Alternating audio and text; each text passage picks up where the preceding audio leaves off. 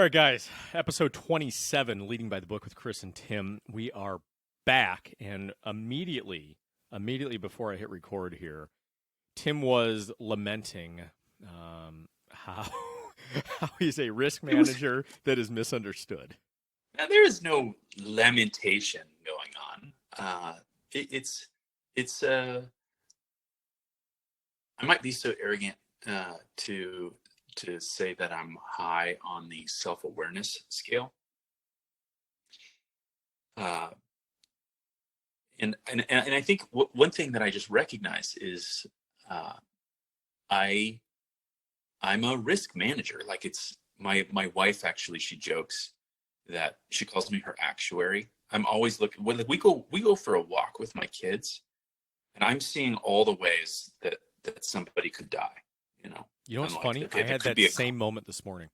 Yeah, I mean, it's just what I do, right? And so I'm a risk manager, and so I think about things like we were on a walk this morning, and I think about things like I grabbed my wife by the arm as the walk sign flipped to the we've got the some of them say walk, but we've got the little man that flashes and by our house, and I grabbed my wife by the arm right as it flips. I said, "Don't be the first one to step into the street." Well, that's awkward if it's just the two of you and you got a little bit of a standoff there. Yeah. Well, it just I always wait for it to say walk, and then I look to make sure there's no cars blowing through the light, and then I walk. Oh, sure. Well, my wife sees it's about to turn to walk, and she starts walking into the street. And I'm like, no. I mean, it's not that, like, I don't think she's actually going to get hit by a car, but I'm a risk manager. Like, that's what I do. And so anyway, so she and I this morning were talking about,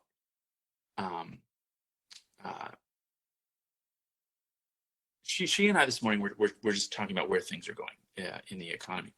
And I made a comment to her, hey, do we have 4 months worth of food? Which, by the way, Chris just told me that he has a year's worth of food, so I'm just going to go raid his house, I guess. But well, this all started because I was mad that you're still self-quarantining away from me, so we can't record in the same room, yet you're going to Costco. That's right. Yes, I'm going to go to Costco because we want to go stock up on some groceries. I mean, we've had a decent amount, but we don't have 4 months worth. Maybe we do. But probably wouldn't be comfortable. Nonetheless, so we're going to go to Costco, and so I told Chris, I said, well, you want to know why I'm going to go to Costco? It's because we're going to go stock up on food and groceries, because there's just weird stuff happening in the economy, and there was the article that came out that I read just the other day, maybe it was yesterday, about Tyson shutting down the pork plant. Because of the coronavirus. There's another beef plant in West Texas that a friend was telling us about that's also shutting down. They're having complications because of the virus, and so there's issues around just demand shock in various markets. The oil market, which was super interesting this week, oil went negative for the first time. It's crazy. I was actually on the phone with a banker when it was happening.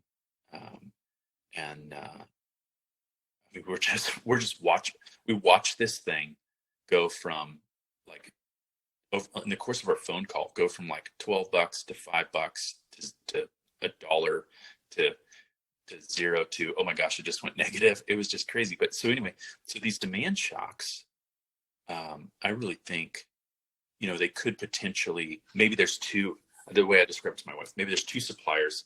Each supplier, I'm pulling this out of the air, has to do $1 million in revenue to keep their doors open.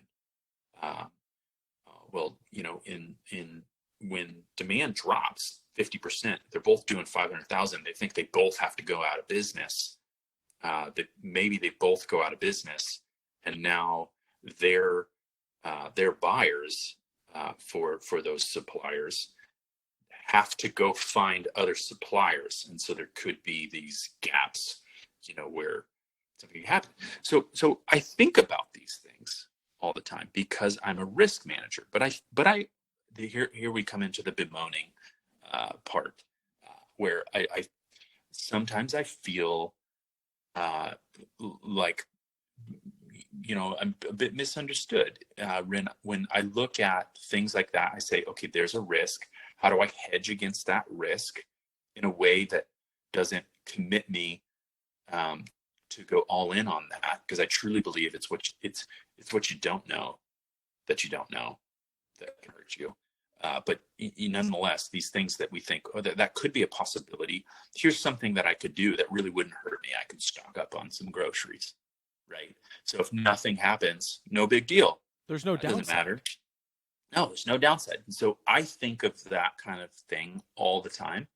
And it's funny when I talk to friends and family and stuff like that about these things, and they ask me, what do you, usually starts with, what do you think? What are you doing? And then in most cases, it actually ends up with, you're a doomsdayer, you're a conspiracy theorist, no, you're wrong. And I'm like, well, okay, that isn't really helping me hone my thinking about the direction I'm going.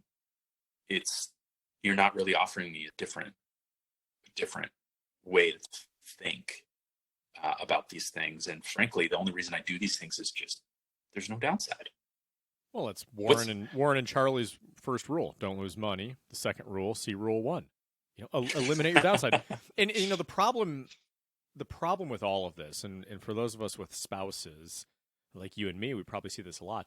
I drive my wife, and I guess I'm gonna have to put the explicit tag up here, batshit insane, because she thinks I'm being negative about things, and I'm not negative. In fact, I'm very optimistic about things. But I am going to ensure that I have predicted, or at least prepared for, every foreseeable downside, so that I can enjoy myself and enjoy every conceivable upside. It's good old James Mattis, our former defense secretary, used to say, be nice to everybody and have a plan to kill them. It's a little bit of a dramatic depiction there. But the point is, I am going to look and see every single way this thing can go sideways. And once I have prepared for that, my gosh, life becomes easy. This is really enjoyable. Right. So, right.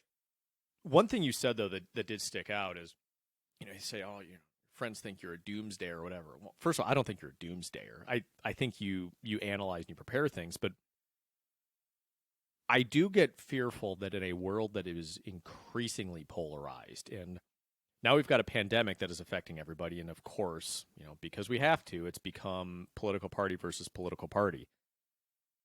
And in doing that, because we live in these social media echo chambers where we can surround ourselves with just people that think like us, I think we've eliminated the ability to talk to people in a way that supports critical thought. And what I mean by that is sort of collaborative problem solving. You throw things out there. Does this make sense? No. You think of the way kids learn and the way kids play. They sort of learn by, think of they're building, a house out of blocks, or if they put it up, it falls over. Oh, it doesn't work. Now I'm going to try to structure it this way. As an adult, it's really nice to have somebody that you can talk to that way and to work things out. But because of these social media echo chambers, it's now about being right rather than it is about finding the truth. And I think, I don't know what it's like for a lot of people, but I know as a guy, and with a lot of the guys that we're friends with, it's sort of lonely because we don't have a lot of people that we can really talk to about those things or work through those things with. And it's easy for some to say, oh, you're a doomsdayer, I'm not going to talk about this. Well, no, let's work through this problem. Let's solve it. And I don't know, I think it just puts us all in a little bit of a bad place when we can't think critically like that. Right. Yeah. No, I prefer most of the conversations that I really enjoy are ones where people actually think differently than me. And in their difference of the way they're thinking, it's changing mine, or it's pushing me further into, well, I think I understand where they're coming at from this perspective, but I still think this is wrong. And I truly think even our own thinking is a process of discovery, to where it takes some digging, and we know, lot of the science of the brain, we know things intuitively, and we're like backwards rational to where, we know and feel something, and then we need to back into here's why I feel that way, rather than this is the true picture and that's causing the feeling. It works the other way. And I think if we can dig into our reason for thinking to discover what it is we truly believe and think, I think we can hone it. We can't. It's very, very difficult to change somebody's thinking, but if you share what you're thinking and I share what I'm thinking, we can both understand our own ways of thinking a little bit better. Have we gotten intellectually lazy? I think so. I think we have. I think a part of it is because we have so much information available at our disposal. And I got into this conversation the other day with Aaron, a friend of ours, and he loves the time that we live in right now with the technological advancement, and he's such a big thinker. He loves that, and I'm going to be honest with you, I would love to go back in time and be alive 70 or 80 years ago. One, I like the pace of life. It's a little slower, but we had to explore things more. When information wasn't at our disposal, we had to form a hypothesis, and then we had to go get the old encyclopedia off the shelf. But there was more of a process that allowed us to better formulate thought and think more critically. Because we have so much information and we just plug things into Google, we just get lazy. We just short circuit the whole process and what it takes to master a critical thought in our head, and we don't go deep enough, and we've shortchanged ourselves with, as always, we have these things that are amazing at our disposal. Technology's made our life so good, but there's always a flip side to these things, and I think that's what we've seen with critical thought. Even with kids, I mean, the frustration level and the way kids get frustrated now, it's so much quicker because they don't have to work to get these answers. And I even see it with my own kids, and they're only 3, and immediately it's like you don't do something right away, and the I can't frustration comes out. And it's like, oh my gosh, heaven forbid you have to work for something a little bit. But it's the same way with our thoughts. And the best thoughts we have are the ones that we have to work harder at, the ones that get challenged. But if we're surrounded by people that just say, oh yeah, that's true, you think this way politically, well, you're absolutely right, and if somebody doesn't think that way, then screw them. Well, that does nothing for anybody. And in fact, the people that really lose in that equation are not the other people that you're saying are stupid, but it's you yourself, because you haven't given root to the real heart of the issue. We focus so much on common sense. We hear our politicians say this all the time. Well, we need a common sense reform, or common sense this, or we don't need common sense, because common sense is not common at all. In fact, it vacillates dramatically from one person to the next. What we need is logic, because logic is very black and white, but we've gotten totally away from logic and really forming these truly logical opinions, because we've become an entirely emotionally driven society, and that's got to have ramifications down the road. Right. I think part of the trouble, and I sort of agree with you. I don't know that I would go backwards, because I like having access to all information that I have access to, and I'm a bit lazy myself. If I had to go read a dozen books to understand something that I can Google in 15 seconds now, I probably would stop trying. It's just not my personality to dig that much. But when the information's readily available to where I can go access it, I can go think about it. You probably notice this in the way I work too, just in you and I working together. I cut off a lot of distractions, and to me, the way I think about things, I think the distractions are the issue, not necessarily the access to the information that's the issue. But I got to interrupt here. So here is a daily conversation between me and Tim. Do you see my email? No. My assistant checks my email. Did you get my phone call? My ringer's been off for 2 years. Did you see my Slack message? My notifications are off. Well, I mean, so that brings up another topic. I think we've gone from, the information age really to the attention age. All the information is available. Mm-hmm. you can get it. It's the ability to control your attention, to put it on the appropriate information to make the right decisions, that I think is a true value, rather than I have a very difficult time being distracted by every fidget of email, text message, you know, um, Slack message, news alert, all these different things, social media alert, notifications. I get very distracted by those things, and I just prefer, if I want the information, to be able to go get it. I like that. But then to control my attention, to digest that information and to think about that information in just in different ways. And then I find that once I have that information and I've developed my own thoughts on it, I like having discussions with people who have developed their own thoughts. And even like a lot of times those quote unquote discussions are not even live discussions, which is probably sounds somewhat odd. There's a handful of friends that I talk to about different things, just because we can bounce ideas off of each other and think through things.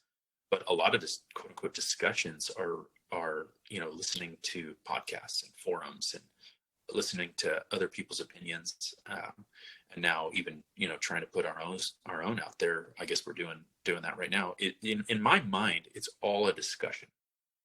It's all a discussion about where things are going, how the world is changing, and in our particular generation, Chris and I are both in our mid to late 30s. Our particular generation has been a very transitionary generation from the start.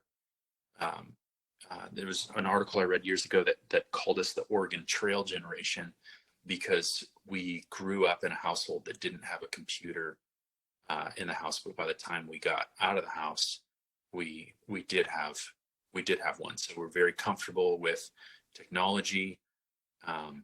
We're very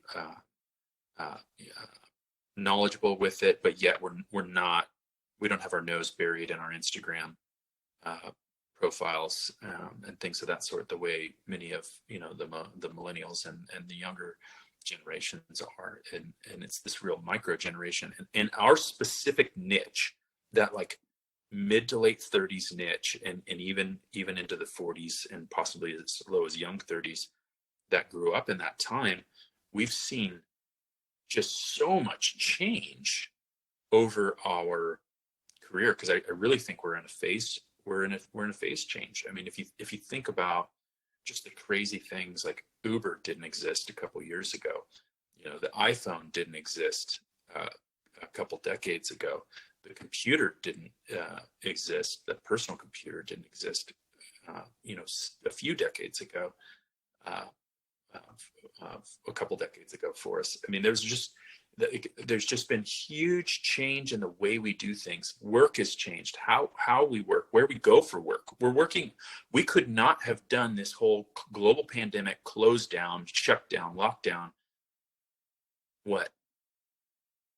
20 years ago, for sure. It wouldn't have happened. There's no chance. And part of it is just because the speed of information, I think, raised the hysteria. But you just look at the day-to-day life and the way we're able to survive and get through the day now. Pretty cushy, all things considered. But 20 years ago, let's say right before 9/11, or right around 9/11, even with the tech around, I think you were starting to see cell phones be somewhat ubiquitous. But this definitely wouldn't have happened. No. I mean, it's such a modern concept, and all that change, I feel like is very much accelerating. I'm reading an interesting book called The Price of Tomorrow.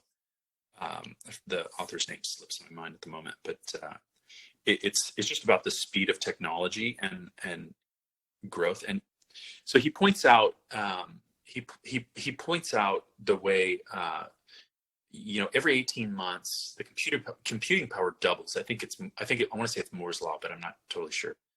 And so every 18 months the computing power doubles from all that's come up to that point. Do you realize what that means? That means in the next 18 months, all the computing power that we have accumulated up to this point is going to double again. That speed of technology advancement is just incredible. Incredible. And the world's changing so fast. And a lot of it's just kind of difficult to keep up with. I just think of what that means for kids. It's you just imagine from year to year the changes in technology and what that pace looks like. You know, when you're, I guess when you're 4, 5, 6 years old, your brain has so much plasticity to it that you can keep up with those things. But that's an interesting concept when you just think of the idea of stability versus world change and what that means to the developing mind. I don't know if that's good. I don't know if it's bad, but it's certainly interesting. Yeah. Yeah. Good or bad. It just, I think all I'm really pointing out is it's just different. It's just different. And how do we see the world changing, knowing that it's going to be different? Just looking back at the last 10 years and saying, how different are things today than they were 10 years ago? And then looking at the next 10 years and saying, in light of the last 10 years, past performance is not indicative of future returns, but in light of the last 10 years, do I expect the things in the next 10 years to be the same or different? That is interesting. I'm just thinking of that in the context. Well, right now I have CNBC on in my office, which I typically do during the day. And, we were just talking about even the volatility we saw today. Market was up, I think, 500 points or so. And then we looked 10 minutes later and it was just about to go into negative territory for the day and then bounce back up. And recording this on Thursday, I think it's the 23rd. So, this was driven because Gilead announced that their coronavirus drug actually flopped in its clinical trials. But it makes it so much harder to be a long-term investor when the future is changing so rapidly. And, we talked about this a little bit last week, but I'm more of a Ben Graham disciple where I like to look at companies regardless of what's going on in the market and all of that, and just look at what's their future cash flow look like, and with where they're trading now. Are they on sale? Yes, no, okay. It's so much harder to understand if a company has a defensible position as it relates to their long-term cash flow, because the technologic advancement you're talking about permeates to so many, or to every company, regardless of whether it's a cutting-edge tech company or some entirely unsexy manufacturing company. The tech impacts that, and I don't know how you predict that in the long term. That's a much harder thing to really do and to understand what the long-term value looks like. And you pair that with a market that is just so emotionally volatile. It's this is going to be interesting to see, especially as it relates to Corona here. But even coming out of this, the next few years, investing in equities is going to be a really interesting game. And I'm not sure if there's a true formula for how to win it. Yeah, that's right. I mean, even just think about how investing has changed, right? So with all the ETF and products and volatility products, and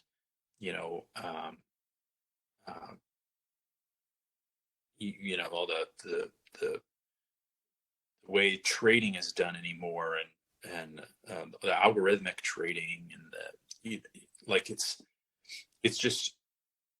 it's changing. It's changing relatively fast. So the author's name is Jeff Booth.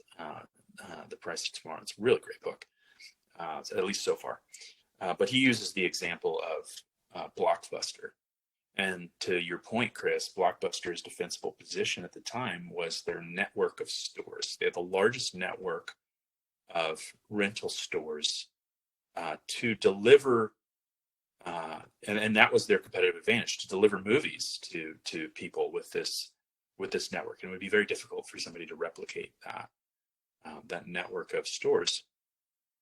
And here comes Netflix at the time, this with this tiny little subscriber base, and they're mailing DVDs to people.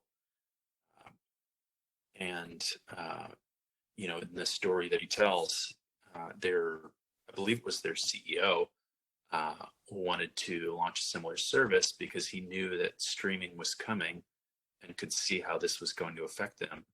And they didn't want to do that because it eroded their core business. 10% of their revenue came from late fees, and they didn't want to do that. So instead, they launched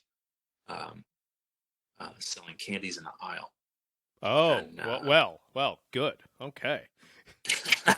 Yeah. So they launched that, and it boosted their revenue initially. But then, as we all know, the story in history, with the exception of, I think there's one Blockbuster remaining, like up in northern Canada somewhere, they're gone. They no longer exist. And now you even see, Netflix starting to be impacted because our ability to consume content is anymore is so great when it's on demand that we watch more movies, and with all of it at our fingertips in so many different places, it's starting to become the actual content deliverers that are taking power, right? So Disney just launched its own service, and that was the whole controversy that now they might get. It seems like Netflix has gotten a little bit of maybe a little longer runway in their battle to dominate, but with coronavirus, I heard they seem to have something like 23 million new subscribers or something like that. I think you definitely see Hulu doing that. Disney's hurting a little bit. I think Disney just passed the 50 million mark on their Disney Plus subscriptions, and obviously they got their bundle with Hulu and ESPN Plus. But where I think Disney might be in a little bit of trouble, well, I guess they are, and the stocks reflect that, is they have more exposure, obviously, to China, but with retail and their consumer products group and their parks and resorts. Netflix right now, from a pure stock standpoint, is in a much better position. And right. I think they're at like 430 or something. It's Carl Icahn's making a bloody fortune off them right now. But right. Yeah. So anyway, it's interesting. To your point, I mean, those things that we think are our competitive advantage, they become our liabilities as this world changes so quickly. Well, and we did the Blockbuster case when I was in business school, and it's a pretty famous business school case at this point. But something you and I talk about a lot every day is, how do we kill our business? And you threw out the late fee example. We have, and I think every one of us probably sees this with different facets of our businesses, but there are parts of our business that hold us hostage, and we got to be willing to kind of be a little cavalier with them, because if we don't kill our business, somebody else is going to. And Blockbuster, to your point, famously, not only could have developed their own type of Netflix thing, which probably would have killed Netflix, but they could have bought Netflix for, and I'm making the number up, but at the time it was something like $40 million or something absurd. I'm probably way off that number, but it was way, way low, obviously relative to today. But whatever you're doing, whether and this is even an individual thing as well, but you got to find ways to figure out where you're vulnerable. And back to our earlier point about assessing risk, reliance on late fees you're in the video rental business and you're relying on late fees to support your business. Well, that's a vulnerability, and you need to assess that risk and figure out how you take that off the table. Simply saying we're not going to change because we want to keep this in place, that is a first-class ticket to failure and outside disruption. Especially in this time with all this change, same story for Kodak, right? We all know that. They invented the digital camera. Yeah, they invented it, and then it became their demise because it competed with their core business. Yeah. I mean, it's just interesting. It's just interesting. I think it's important to really sort of red team our own business in just recognizing, okay, how do I put myself out of business? Because if you can do that, then somebody else can too. And if you can identify those opportunities before for others, having your own insights of your own business and understanding of the landscape, you can put yourself in a position to really evolve. You and I were having a conversation about something similar to that. I'm trying to recall. Well, we only spend 8 hours a day talking to each other. They can get lost Yes, in the fray pretty easily. This is true. I've totally lost my train of thought. You'll have to cut that part out. Well, no, we're going authentic. Okay. One thing though that does stick out, and I'm not necessarily a big Jeff Bezos fan. I certainly like the stock, and I'm incredibly impressed with the company. But I have a great deal of disdain for the culture at Amazon. I've worked with a lot of folks that came out of there, and calling the culture at Amazon toxic is like calling Chernobyl a little bit of a hiccup. It's not an enjoyable place to work. I don't like the culture. But what Bezos famously said is that there aren't a lot of decisions that you can't walk back. And when you're looking at different ways, as we say, to kill our business or however you want to call it, there aren't a lot of things that you can't undo. And so when we talk about risk, I view a lot of times it being more risky to stay the way you are than to pursue something that fails. I think no decision is far worse than the wrong decision in just about every case. Yeah, no, I would totally agree. Yeah. I totally agree. Especially if you can fail fast and small. Yeah, and actually, there was a guy I knew a long time ago. He actually wrote a book called "Do It Wrong Quickly," and it was a great idea. There aren't these things that you can't undo. Now, one question I have for you, switching gears here a little bit. You sent me a photo yesterday, and you live in a relatively new home. When was your house finished? About a year ago? Maybe a year and a half ago? It's been 2.5 years. Oh, 2.5. Your home is under attack. Oh yeah, yeah. The main house we built 2.5 years ago, and we just finished our guest house a little over a year ago. Yeah. My home is under attack. Yeah. So walk us through this photo you sent me and what's going on. So we planted some vines on the exterior wall of our bedroom. So our bedroom's in the back of the house.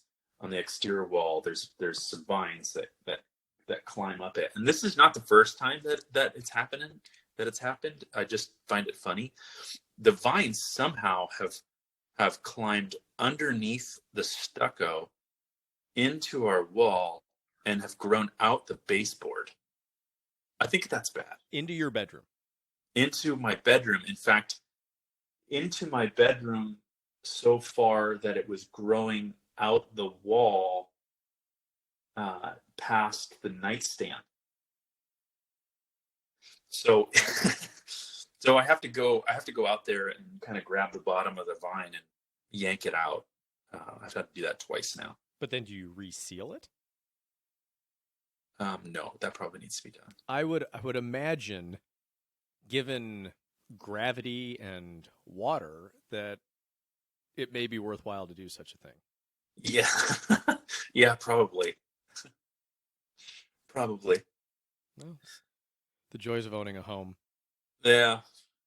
It's all dust and ashes in the end. That is a valid point. I think for a lot of people, this is a time to remind them of that. I think just in the groups we hang out with, that's a very common theme that people are saying right now. Just it's cool to have purpose and to pursue things and to try to build your business, but it also sort of doesn't matter. The time with your kids, the time with your family, that stuff matters, and that's why it's so hard to figure out what things are going to look like once we start seeing restrictions lifted. Because one, these layoffs aren't coming back like we said last week, but two, I also think people's appetites and tastes aren't going to come back the same way. Yeah, that's right. I mean, there was this band that I liked when I was a kid. It was called Switchfoot, and there's a lyric in a song that has just stuck with me forever, and it said, "All our sandcastles spending time collapsing." And I think sometimes when we're so committed to continuance of the status quo, we miss the shifting sands of time, and and and the sands do shift over time. I mean, you look at civilizations over the millennia, in times past, and kingdoms rise and fall. We know this. We know this happens. Continues. Nothing continues forever, and I think we're in one of those phases where there's this change coming, and as soon as you start talking that way, everyone thinks I'm back to my doomsdayer thing. Everyone thinks you're a doomsdayer when you start talking that way. But the reality is if you just look at history, no, actually, that's not a doomsdayer. That's normal. All of this here is shifting sand, um, and our kingdoms rise and fall, and and it is what it is, and we all live uh, within it for a time, and I think it's not something to be afraid of, but it is something to recognize and to say how is the world changing. Yeah, and that's to your point. It happens, and I'm not saying necessarily embrace it and say yeah, yeah, yeah, but it's gonna happen, and so what? It's we're not going to stop these things from happening, and there are certain things that are timeless, and I think time with family, and I know you're someone that likes the idea of freedom and just being able to be outside and be in remote places. Those are things that I have to imagine are going to start growing coming out of this. So, what I am wondering though is, with being cooped up inside, at what point people start to go a little bit nutso. And I started alluding to this earlier when you were talking about managing risk. So we were at a park with our kids on Saturday, and I think I might have sent you a message when this happened. And it's like maybe like 10:30, 11 o'clock in the morning. And we're at a park. The guys are running around. I think they're playing basketball. And some other people there playing tennis and badminton and stuff. And some deranged dude just whips out a gun and starts waving it around at people. So crazy. It's so crazy. It was the most bizarre thing, and I'm like, first of all, I'm wondering like if people are a little deranged or something, like does this cooped up inside thing, is that going to start to exacerbate these things? Maybe I'm totally off base with this, but that was weird. But what was interesting to me is, so my wife and I kind of got our guys, and we didn't want to make a scene about getting out of there because you never know how anybody's going to react. So we get them over to, on the other side of this building where everybody's effectively safe. And there's like 4 or 5 people that walk up as I'm on the phone with the police, telling them some guy's waving a gun around and talking to himself and yelling. And like these people walk up, and these are mostly retirees. We live in Scottsdale, where the average age is foot on the banana peel. And I'm saying this to them like, hey, you might want to hang here, not walk your dog into the park. I know there's a guy waving a gun around out there and talking to himself. It's probably not safe. And this guy looks at me, and this guy's probably 65 years old, not in good shape. And he goes, oh, what's he wearing? I said, he's got khaki pants and a red shirt on. And he goes, okay, cool, I'm going to go take a look. Like, for what? For what? What could you possibly do? You're not John McClane in Die Hard. You're not going to save the world. Like, there's no Nakatomi Tower here. Like, what on earth could you possibly need to go do? And then sure enough, somebody else walks up, a husband and wife walk up with their dog, and I say the same thing, and they're like, oh, thanks. And they just proceed on their way into the park too. So crazy. What? Okay, I gotta ask you, am I off my rocker here? If someone says to me, and I would argue I'm probably a hair more capable in a situation like that than some of these elderly folks, but if someone says to you, hey, guy's in the park talking to himself and yelling and waving a gun around. There's just something in my head that says, you know what? Maybe you shouldn't go in there, Chris. Maybe I'm Yeah. weird. I don't know. Yeah. Yeah. I would think, I don't know. That's weird.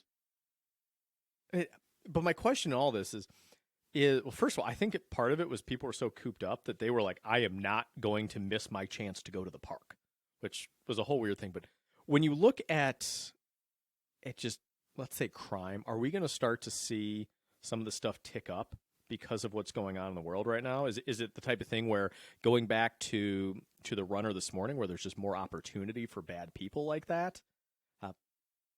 I don't know what the effect is going to be here. Sure. Yeah. I mean, I think that's one of those things that is, is probably a risk that you take every precaution to hedge for without freaking yourself out. But I think that I think that I mean, that guy clearly was probably on drugs or crazy or something. Kind of a fluke thing, but I really think that some of these transitionary things, currency reserve changes from one country to another, where one becomes dominant over the other, market shutdowns, bank holidays, like all these things. We think of these as scary things, but they happen. Sure. And it doesn't mean the end of civilization by any means. And I think that's what some people get hung up on. Sometimes they just assume, I saw that movie and it ends this way. But then do people start acting crazy themselves? What do you mean? Like, I don't expect more people to go to the park and wave guns around for no apparent reason. I think that's a fluke. I'll just come out and say that. I think that was a fluke. Well, so it's the funny. So that one, in my mind, at first I was like, that's a crazy guy being crazy. But then I was kind of thinking, I was like, well, these people kind of inside. Like, if you're in a fragile mental state and people around you are very anxious, is that a potential trigger for people? Like, because people sense this stuff. So there's that. But I was thinking this morning, just in this thing with the runner actually really bothered me because, well, one, my wife will go out and go on runs by herself all the time, but people are outside so much more now because we all want to get outside. And, especially here in Arizona, there's a lot of areas to run where, even running through the middle of town, if you're running the canals, if there are plenty of places there where somebody bad could do something like this. And, if people aren't aware, and this woman was clearly not aware of what was going on, and the way it ended fine. I just kind of followed the guy, and I made sure that he knew I was there. And as soon as he saw me kind of following him, he just kind of looked at me and bugged out. And one, you got to be incredibly aware, especially if you're someone like that running. Take the ear pods out and pay attention to your surroundings. But I do fear that there are going to be more opportunities for things like that with people, and I think, if you're especially vulnerable like that, if you're a 25-year-old girl out running with your AirPods in, you better make damn sure you know what's around you. Right. See, now who's the doomsdayer? You're definitely the doomsdayer. You got me beat on that one. Oh, I don't have you beat on the doomsday thing. No? Do you know the number of times when we were dealing with the corona thing, and admittedly, you were totally right, but the number of times you said to me, the world's about to change, the world's about to change, the world's about to change? Oh, and it did, right? You said it 1,000 times. And then eventually it became the world changed. The world changed. The world changed. We're going to look back at this. It's a defining moment. You know what I mean? This isn't going to be like the slowdown in, 2014, whatever it was. We had a slowdown in 14? Exactly. You don't even remember. Neither do I. I don't remember a slowdown in 14. This is going to be a defining moment, like 08. Well, everybody remembers 08. We still talk about where we were during the downturn, during the great financial crisis. It was a defining moment. We still remember where we were for 9/11. That was a defining moment. Culture and life changes during those points very rapidly. If you think about it, like prior to the downturn in 08, what was the trend for most people? Well, it was gotta buy a house, gotta buy a house. Hopefully I can buy multiple houses because that's how I create wealth.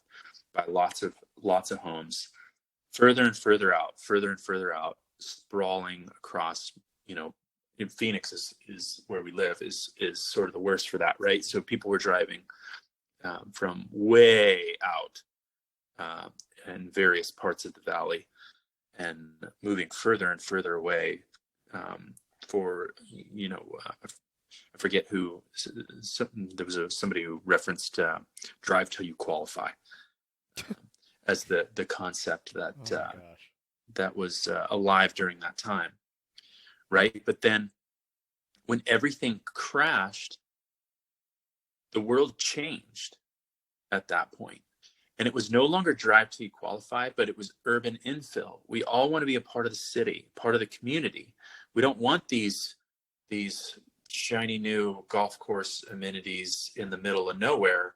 I'd rather have, the local bar down the street and the cool new climbing gym, that they just put in, and, the new restaurant that's on the corner. Those are my amenities. And you saw a change in the way people lived and what was desirable. You saw prices in the city rise, right? People want to move into the city. You saw quote unquote cities like Phoenix, that's actually just a giant suburb, that started to develop small pockets that were city-like. Even the architecture started to change to look more city-like, with the buildings closer to the street frontage. Rather than further off the street frontage, the way they were before the downturn, to look like there was more space, right? They were right on the curb. The new development was right on the street, so that it felt denser and more walkable and things of that sort. Life changed during that time. I think about back to 9/11 when the world changed at that time. Most of the world was very, very independent and isolated. And we started to see this trend toward community, where people wanted to be in community and have deeper relationships. And, so culture changes during these times. It changes during all times, but it's especially highlighted during these times. And so I think through things lately, like, how is the world going to change from this point forward? How's the world going to look different? Remote work has been a privilege up to this point. It's been something that's been a little bit out of reach for some, although we know it's possible. How do I work from home? We knew it was a desirable thing. This may be one of those defining moments where we start working from home almost permanently in the majority, for those that can. Maybe I'm not saying that is the case. I'm just saying that could be a possibility. Do people still want to move into infill places in the city, or do we see more of do we socially distance our real estate? Do we again begin valuing more space around us? I don't know, but what I do know is the world changed, and the question is, how has the world changed during this process? I do think for most of us, we're looking at the wrong waypoint for this, because this has been such a financial thing. You shut down business. We see what happened to the markets and everything. It's become financial for a lot of people, but I actually think that 2008 is not the right way to compare this. I think this is more of a 9/11 type event, because you look at the way the world changed from 9/11. The world didn't inherently change from 2008. It was just something that you sort of battled back on to get back to business as usual, which is what happened. Outside of maybe some laws as it relates to mortgages, not a lot really changed because of 2008 when you look 4 or 5 years in the future. But with 9/11, we changed. Culturally, certainly, although I might push back on the 9/11 thing, because think about the investment trends, right? How many people wanted to buy a home before 2008 and wanted to buy a second home? And, the local dentist is investing in real estate at the time, and all that stuff is so from that perspective of how we build wealth changed. Like at least I noticed higher popularity of indexed investing, passive investing, the FIRE movement. What does freedom look like anymore? The tiny homes, the minimalists, the the permanent travel bloggers that are living this life of freedom. Prior to '08, the American dream was a house with a picket fence. After '08, it started to evolve into more of, actually, I think I'd take a smaller house in order to have more freedom, more travel, more comfort. And so that's what I mean by that moment for me was very distinctive. The recession in '08 was really just a liquidity, was kind of a liquidity thing, a liquidity trap. Yeah, and that's a fair point. So, and I probably should qualify that. So I think, in terms of inward type things, in terms of how we handle ourselves individually, yeah, '08 probably, I think, changed a lot of people. But I'm thinking more of the systemic type stuff, the cultural type stuff, the government type stuff. Obviously. Right. Do you remember what it was like to fly before 9/11? Not Right. like it is now. Yeah. Coming in hot 15 minutes before the flight. Let's be honest though, you still do that. Well, I'm coming in hot 15 minutes before the boarding time, because they won't let you through the gate if you're not there in enough time. But I do come in hot, that's for sure. You and I were flying somewhere last year or something, and we were on Southwest. And I remember we were on Southwest because you were chirping at me for the better part of a week before the flight. Oh, Southwest Airlines? Yeah, here we go. And I was in the A boarding group, and we're getting ready to start going on the plane. And I'm in line, and they're about to call the boarding group, and then I'm looking at her. I'm like, we got no Tim. This is going to be interesting. Like, there's no way he's getting through security and getting here at this point. And you roll, and luckily our boarding was delayed for about a half hour, and you ended up cruising in probably, I don't know, without that delay, I'm not sure you would have made the flight. But you sometimes will take some liberties with the good old TSA. Internationally one time, so I do have TSA pre-check, but I don't have, what's the international one? Global entry. Yes. And I was coming back from Canada. I forget which city I was in. And I did have to sweet talk the lady in the global entry line to let me go through that line because I was so late for my international flight. So there have been times where I've been a little nervous I wasn't going to make it, but I've never, let's see. Yeah, I want to say I've never actually missed a flight. No. I guess that's a good track record. Yeah. It was a little I've cut it very close, for sure. For sure. The funny thing is, nobody even knows what their next trip is going to be here. We go from, between you and me, one of us is probably gone or somewhere every single week. I have, if I log into any of my airlines right now, I do not have a trip booked. Right. Yeah. I mean, this was supposed to be an incredibly busy travel season for me. And instead I'm recording these podcasts with you. Man, that sucks. It's funny. Have you guys even given any thought if you're going to leave for the summer? We're thinking we might just do maybe a road trip. Go see some national parks or something. Are you going to rooftop tent it?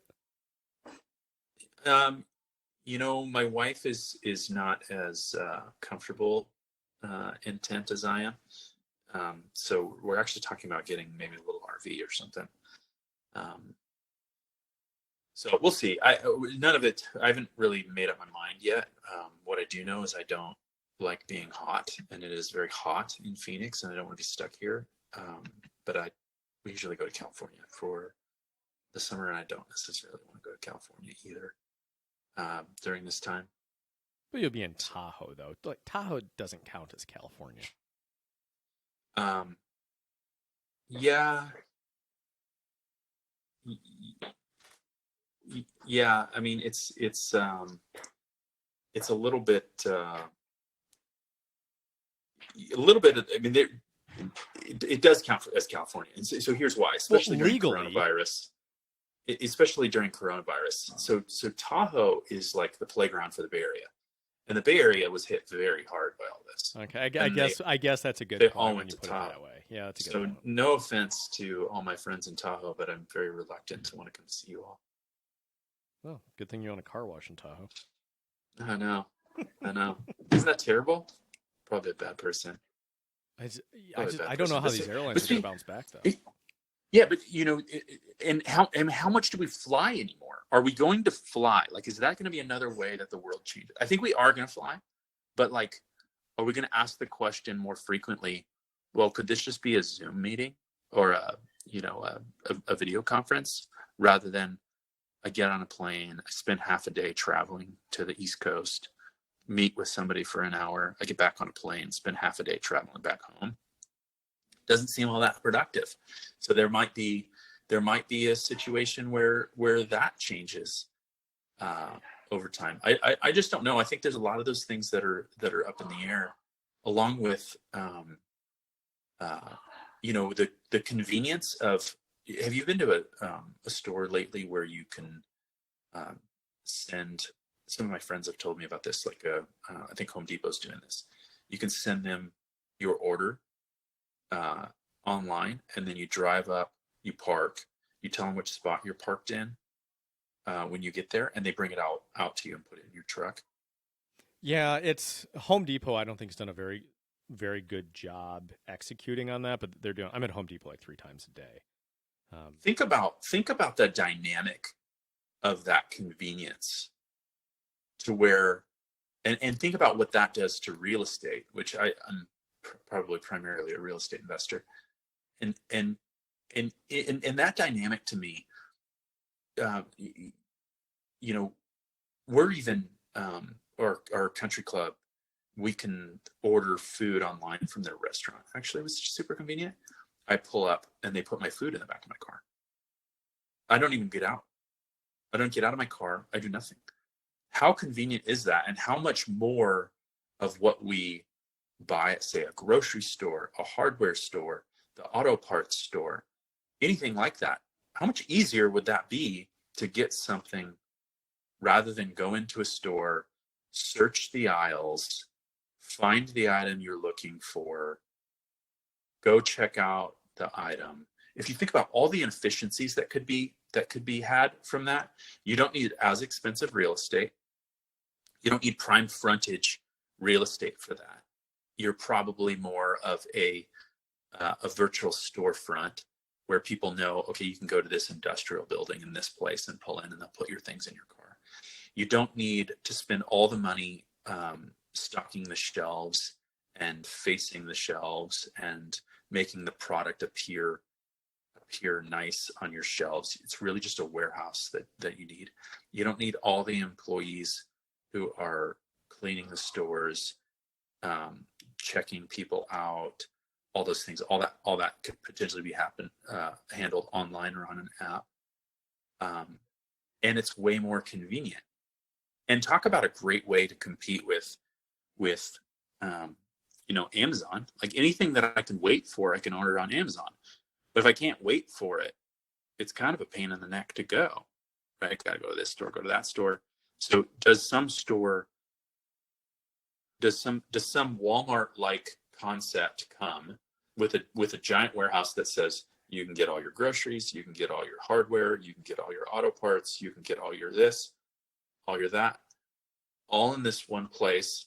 You go online, check.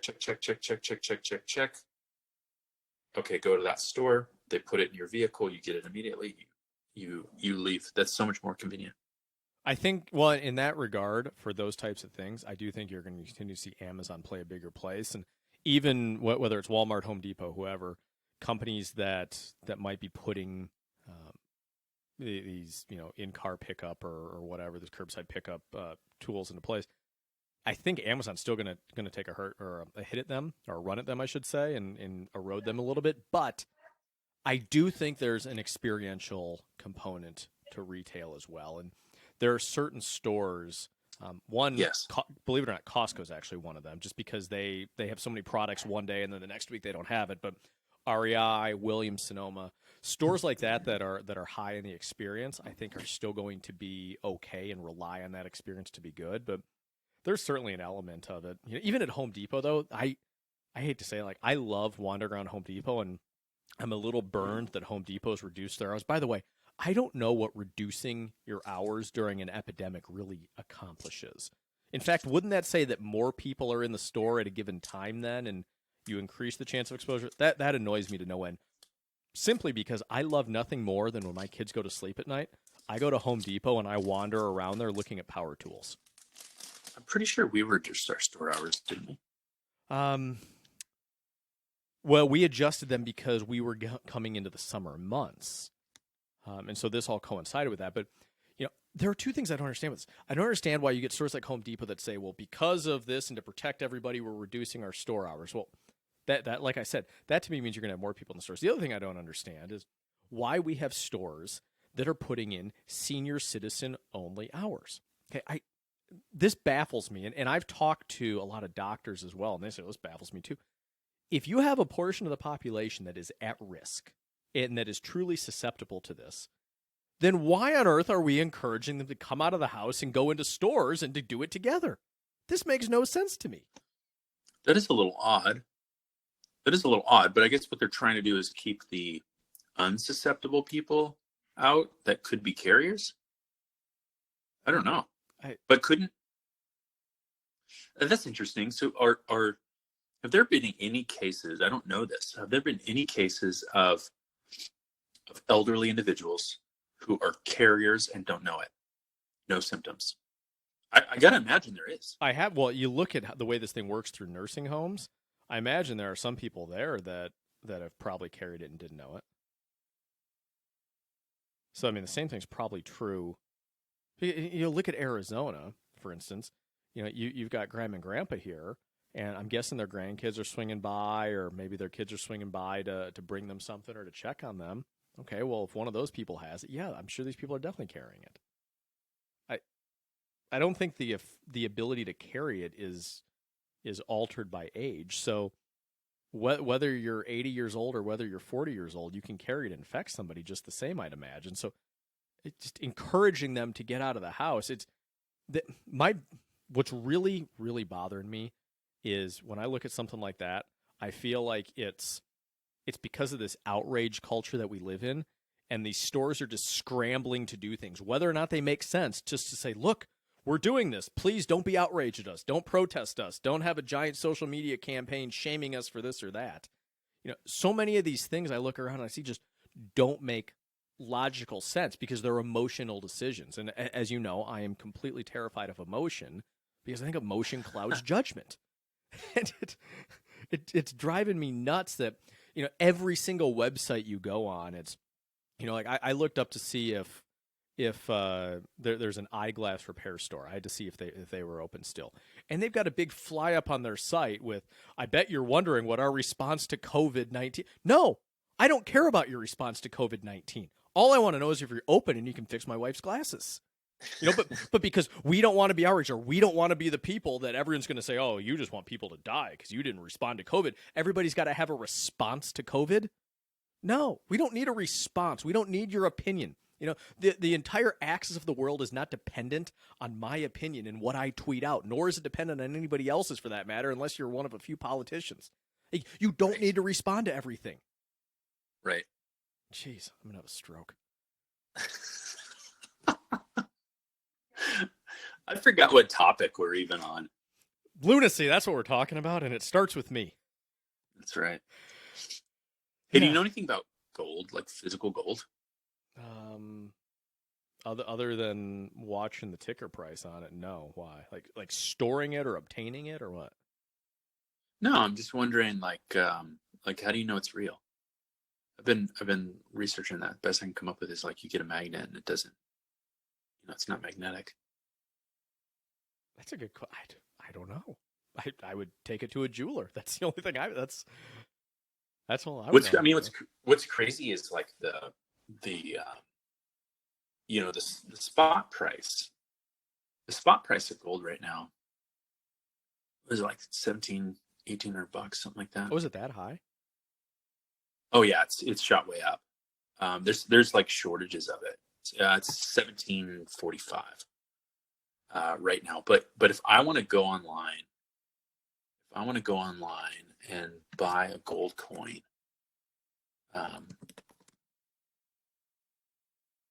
let's see, $1,900 for a 1 ounce Canadian maple leaf. So the spread to spot's like $166. Here's what I don't get about gold. Okay, so I understand if you're buying metals, just chasing return or profits, like when you're with market fluctuations or depressions or whatever. Like, I get that.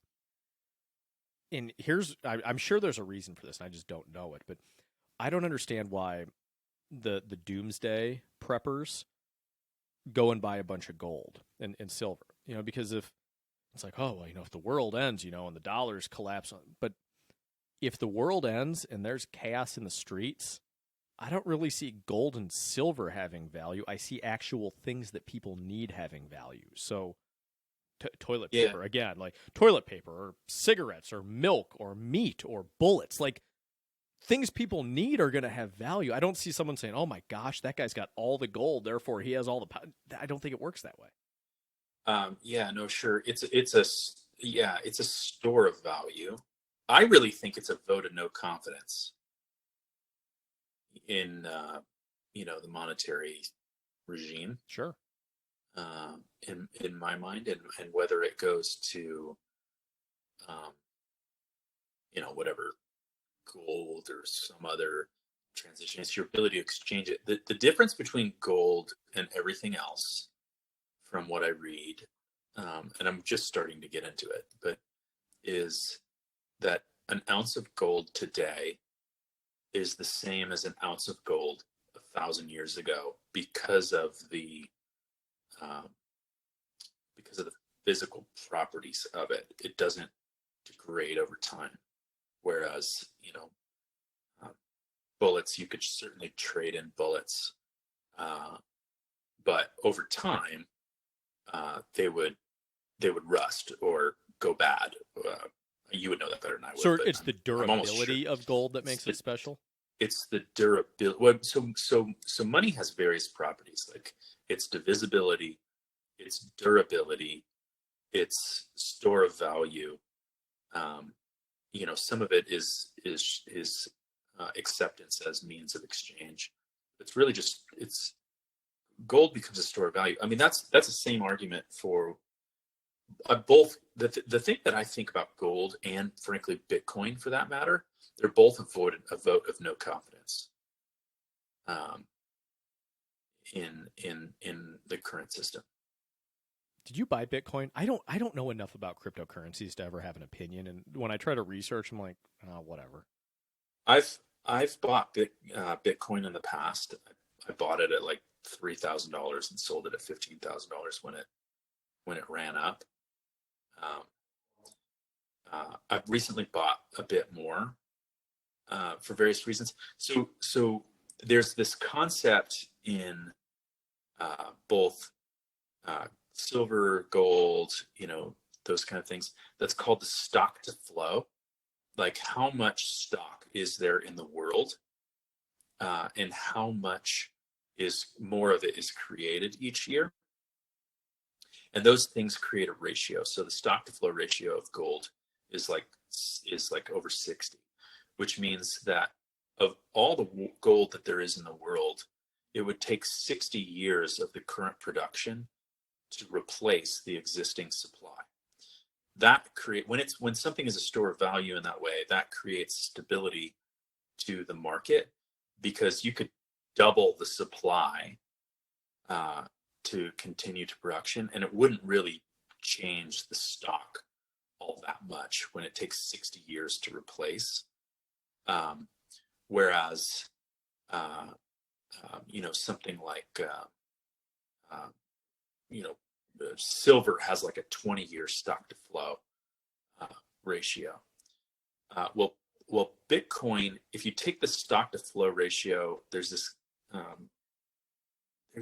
guy on Twitter that's been really interesting lately. He operates under the handle Plan B, but he's got this whole thesis on the stock to flow ratio of, and I don't totally understand it, but the stock to flow ratio of Bitcoin during the next halving is going to match that of gold, which basically means that the cost of production goes up substantially. So what happens with Bitcoin is every 210,000 coins that are quote unquote mined in settling transactions, the award for settling those transactions gets cut in half. And there's a halving that's supposed to happen next month. And so I've bought enough to basically be a lottery ticket. This guy seems to think that it's going from where it is now to $55,000. Well, you sent me that message. I wasn't sure if you had run a model on that, or if you'd seen someone say that, or what the thought was there. The stock to flow. Well, just on the long term upside of it. Yeah, I think that's interesting. But again, I think both gold and Bitcoin, the real value of them is in their vote of no confidence in a system. So like Bitcoin became really popular in Venezuela recently because they're going through massive hyperinflation. Well, how do you deal with the fact that you get paid today and tomorrow it's worth half? Well, you come up with some other option, right? You convert it to gold that somebody else might buy. You convert it to Bitcoin. There's a lot of people that are converting their assets to Bitcoin. And so as this chaos, it's again, I'm hedging stuff, right? So I've got plenty of upside exposure in just by the nature of what we do in our primary business. But, I look at if there's chaos around the world, what's going to come into demand? And it's a speculation for sure. Gold, Bitcoin, silver, like people will buy these things in order to preserve their spending power. In every chart that you look at around the world, I mean, and what we're going through something that's totally unprecedented. I was reading something the other day that was talking about during the Great Recession, GDP declined 5.3% from peak to trough. And you saw the market sell off the way it did. I want to say it was around 30% during 2008. And it took us however many years to recover. Well, in this situation, and who knows, this one's of course different, but that's a dangerous phrase. They're talking about GDP declines when they get reported for Q2 to be in the 35% range, 25% range.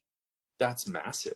Oh, yeah. In one quarter, right? So let alone across the whole recession.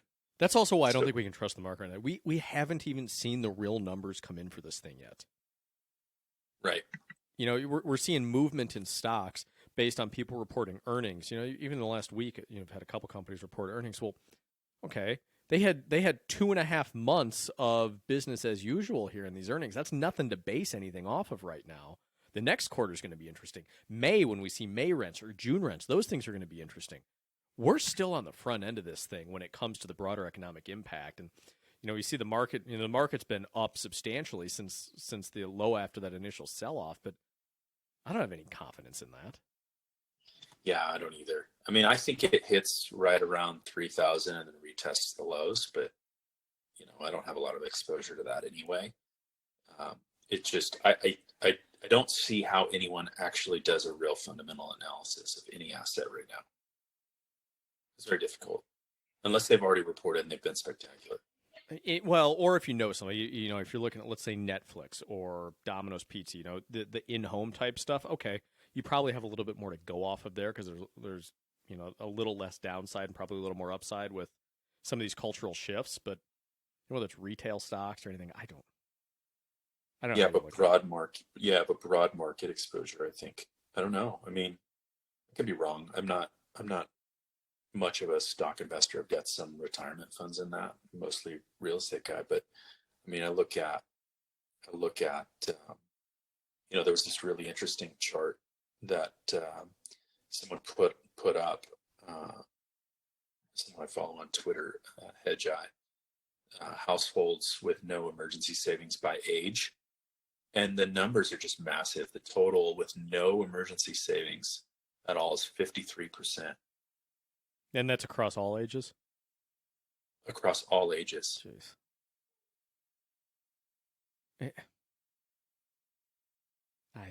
That's just terrifying. I mean, there was another chart that I found incredibly interesting that I can't pull it up right now. That basically shows American savings by quantities: 1,000, 1 to 5, 5 to 10, 10 to 15, 20 to 50. I'm sorry, 10 to 20, 20 to 50, and 50 plus. And it's somewhere around 45% of American households have zero. Another 24% have less than $1,000, which means something like 69% of households have less than $1,000, and 27 million people just lost their jobs in the last 4 weeks. How does that play out? And we haven't even seen the impact of it yet. Right. I am also curious, and I'm thinking of this just because I just saw an ad for a new movie release, but this has to be the death of movie theaters, right? Right. Yeah. How does the world change? How does the world change? Do people even go to the movie theater anymore? I mean, there was that whole story about that Trolls movie that just came out. My kids watched it. I haven't seen it yet. There's a Trolls movie? There's a Trolls cartoon. I believe it's a cartoon that, geez, I forget who even made it.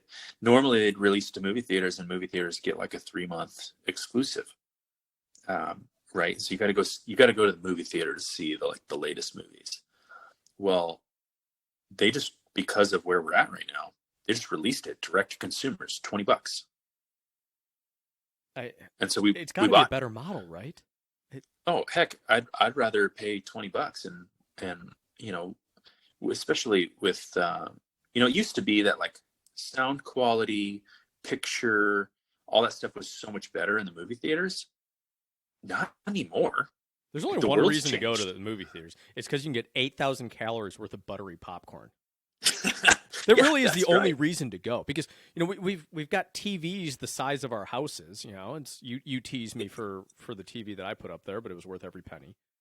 But it's not the size of your TV. It's the fact that you have, is it 3 TVs in one room? Well, assuming college football comes back, that is very nice. And wait, here's the deal. Okay, what happens if the Blackhawks and the Badgers are on at the same time? What am I supposed to do then? That's troublesome.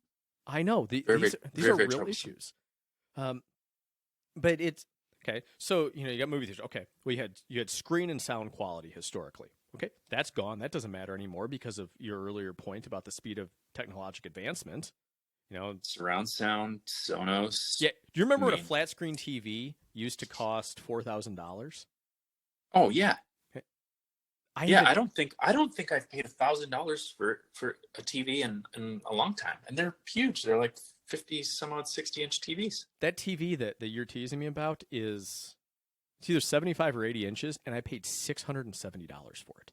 Yeah, it's super cheap. That is. I remember you couldn't get a 40-inch flat screen for less than like $2,000 in 2008. That was a big deal. It's absurd. But so picture and sound quality are out. Okay. Then they said, oh, but look, now we've got these recliners. You know where else there are recliners? At home. My living room. Yeah, precisely. That's out. Okay. Actually, I don't have a recliner, but I do have a comfortable couch. Well, I do need a recliner. Those things have sort of gone out as generations have kind of phased out, so to speak. But I think I'm going to become a recliner guy. I'm going to bring that back. Okay. But the only thing left for the movie theater, because now you can't. It's not a social thing anymore because we can't shake hands. We can't be in the same room with people. They might sneeze. They might look at us weird. It all kind of whether it's pandemic or whatever else. The distancing thing is going to stick around, and so that's gone. Okay, well now it's the smell of popcorn. That's basically all there is. I compare this though to live sports. Let's say. I do think live sports are going to come back for two reasons. One, I think a big part of that population doesn't care about a pandemic, but live sports, with live sports, the crowd plays such a role that I think it's fundamentally different than going to a movie. Right. The crowd Yeah, doesn't play a role in the outcome of a movie. The energy in live, nobody tells the person behind them in a live sporting event, shh, trying to hear, except maybe in. I was going to say no one turns around and high fives during a movie, but there are probably 4 or 5 times, if I'm watching Die Hard or something with my wife when I'm trying to get a high five from her. She doesn't give them to me, but I'd turn around in a movie theater like like the end of Die Hard 2 when John McClane blows up the plane, so that his wife's plane can follow the gas trail and land. I'd be high fiving everybody in the movie theater if that happened, but they also don't make movies like that anymore. So. Right. One of the things I'm concerned about, and we've sort of talked about this a little bit, is given the way the world's going to change, like what you're saying, are we going to go to the movie theater anymore? We're propping up all these companies. Determine this is an old business model that was going out of business and the world has changed and doesn't need to be supported, and this one's not. Yeah. I mean, you run into this whole centrally planned issue. At some point, you got to let the market win. Well, and you look at another company or another industry that it's a little different though, because the movie theater industry has been under siege for a little bit now, and everybody's sort of been rightfully predicting its demise. But cable companies are interesting right now. I went to tweak my internet subscription today, and we don't have cable. And I was curious. I'm like, what does cable even cost? Because we have a bunch of different streaming services and all that. But so I can get gigabit internet at my house for $100 a month. It's pretty good. It was going to cost another $150 to get just a regular cable package for TV with it. I'm like, okay, yeah, that has never made sense to me. Well, at this point, I'm surprised that they're not charging more for internet purely because of the reliance on streaming services.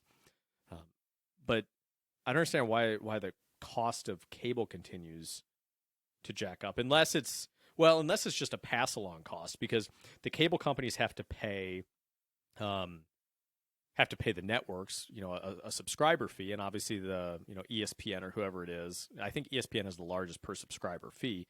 Well, they have to jack that up because they have fewer subscribers, so then that goes up, and I don't know. The whole thing is perplexing, but I can't imagine how much longer we see cable. And DirecTV is probably only around still because it has the Sunday ticket for the NFL. I'm really surprised the NFL's put all their eggs in that basket, but you look at the way streaming services have largely changed the cable company's power. Because before, all these networks and channels had to play nice with the cable companies to get them on TV. Well, now they're like, screw it. Come log into our website and you can watch us and pay us a few shekels a month. Problem solved. Right. And here's the way the world's changing too. Like once this whole 5G thing comes out, do you even need a cable subscription, or will all of our products just be connected via cellular network? Well, that's a whole nother slew of issues. I don't, obviously nobody's terribly thrilled with the radiation or whatever, the waves, or who knows what the doomsdayers say about that. I don't know if any of that's true, but sure. But my money's on they're going to figure that out. I mean, are we going to get to the point where we effectively have gigabit speed data, or whatever, wireless everywhere we're at, so we don't even need. I think of it this way. You think like when you got out of college and you got your apartment, like, you move every year when you're right out of college, because you sign a year lease or whatever. But every time you move into a place, there were like 4 or 5 things you had to do. You had to set up your internet, you had to set up your cable, you had to set up a phone, things like that. Most of those things don't even exist anymore. When we bought our house, all we had to do was basically set up internet. There's nothing else that really was like the things that you had to do just in order to maintain connection with the outside world or whatever. These things are becoming eradicated, and you almost wonder if internet's even next, to your point. Right. Well, I think that's kind of this guy's point in that book that I was talking about, The Price of Tomorrow, is it's all erased to zero. It definitely is. Everything just gets included. I'm watching CNBC right now is talking about how the NFL draft tonight is virtual. And the draft has started this thing where they move towns every year. So I think it was in Chicago when we lived there, and I think it was going to be in Vegas maybe this week, and it was a big spectacle. So they're going to have this thing online or virtually. What we haven't prepared ourselves for are these things like, what if it's better? What if we've been forced to do these things that we're begrudgingly doing, and then we find out it's a better experience? There's got to be a little bit of optimism, just in the sense that, even going back to your point about air travel, okay? You think of the cost of a day to go to I think you used the example of flying to the East Coast and back. Right. For a half-hour meeting. And a lot of these times, for like, when you think of a meeting, like when you come out and you say, that was a good meeting, I probably have like a 20% success rate where I think, oh, that was a good meeting. But I'm burning 8 hours. So now we got people, and our buddy Deacon was saying this the other day, just about how much more productive he is and how he does more in less time because he's focused on his family and all that with this thing. I think people are going to think twice about that 8-hour trip because right. I'm not gonna miss my son's baseball game or miss my daughter's recital or even a mundane thing like miss the chance to pick them up at school and spend 8 hours on a plane, taking my shoes off and cramped in there like a sardine, for a very low likelihood meeting. To what end? Why are we going to do all this? The nature of air travel is going to have to change dramatically. And what's funny is they've put so much focus on cramping people into planes or cramming them into planes. Now that we have social distancing, like, are we taking back air travel? Is this our Alamo moment? I don't know, but I think all these things are important to think through and to watch. Just in terms of how life's going to change. The only thing that's certain is it is going to change. It is. And it's a scary time, but I think to your point, if you look at assessing the risk and you look at the upside the right way, there's definitely some cause for optimism. It's going to be different, but if you think about it, you can probably capitalize on it somehow. Sure. I think the question is not, will there be opportunity or demise? I think the question is, where is the opportunity? Yeah, there always will be, because whether or not we care to admit it, life is going on, and that means we need to adapt and figure it out. So, right. All right, I think that's a good spot to end. He is Timothy Barrett on Instagram. Are you Tim or Timothy Barrett on LinkedIn? I got to get this straightened up if I'm really giving this out. I don't even know. I think I'm Tim Barrett on. I'm Tim Barrett on LinkedIn. I think you are as well. Yeah. And then I'm Tim Barrett DM on Twitter. Oh, I like that. I'm Chris Book on Twitter. Rarely use Twitter anymore. Really, I just use it to post articles, so I know where they are when I want to go find them later. Interesting. Yeah, it works. Chris Book. I really like Twitter. I really like Twitter. I think it's having a resurgence. I think it's coming back. I don't think they'll ever figure out how to make money off the thing, but just as a usable product itself, it's still very, very good. Oh, it's great. I mean, I love being able to read an article that somebody that I enjoy following shares, and then to be able to see the conversation that people have.